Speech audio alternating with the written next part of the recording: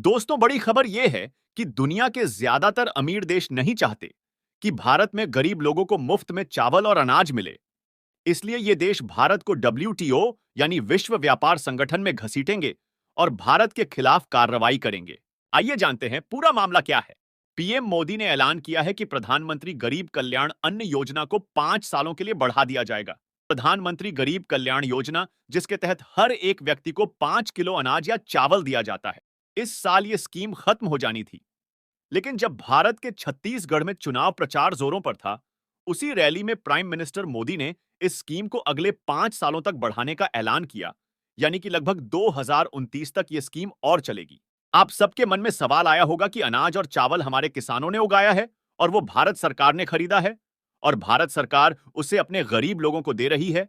तो इससे इन अमीर देशों को क्या समस्या है? सभी देशों ने जवाब दिया है कि भारत जब अनाज और चावल भारी मात्रा में सब्सिडी पर अपने देश की जनता को बेचता है, तो इससे भारत अनाज और चावल दुनिया के दूसरे देशों को नहीं भेज पाता। भारत एक बड़ा अनाज और चावल का एक्सपोर्टर है। वो एक्सपोर्ट करना बंद कर देगा तो इससे इंटरनेशनल मार्केट में अनाज और चावल कम पहुंचेगा, जिसकी वजह से उनकी कीमतें बढ़ने लगेंगी, और जिसके पास ज्यादा पैसा होगा वो ज्यादा कीमत देकर चावल और अनाज ले जाएगा।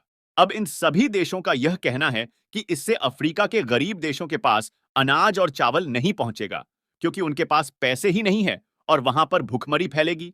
इसलिए यूरोप के बहुत सारे देश, जैसे कि अमेरिका, यूरोपियन यूनियन, जिसके अंदर 27 अलग अलग देश आते हैं, तो ये सारे देश डब्ल्यूटीओ में जाकर भारत से एक के बाद एक सवाल पूछना शुरू कर देते हैं कि हमें जवाब दो कि तुमने ये स्कीम 5 साल के लिए और क्यों बढ़ा दी। इस स्कीम को खत्म हो जाना चाहिए था और भारत को इसे आगे नहीं बढ़ाना था। दोस्तों, आपको बता दें कि इन देशों ने यह बहाना बनाया है क्योंकि इन्हें पता है कि भारत के एक्सपोर्ट ना करने की वजह से अनाज और चावल के दाम बढ़ते जा रहे हैं, जिससे कि इन्हें भी बहुत महंगा पड़ रहा है।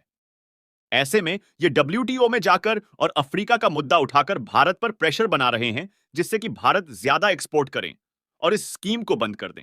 इसके बाद अनाज और चावल के दाम बहुत तेजी से गिरेंगे और इन देशों को मोटा मुनाफा होगा। ये खरीदेंगे और अपनी जनता को खिलाएंगे।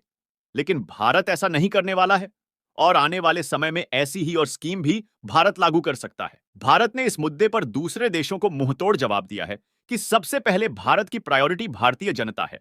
भारत की गरीब जनता को जब भरपेट अनाज मिलेगा और उसके बाद जो अनाज बचेगा, वही हम दूसरे गरीब देशों के लिए एक्सपोर्ट करेंगे, क्योंकि अनाज हमारे किसानों ने मेहनत के बाद उगाया है।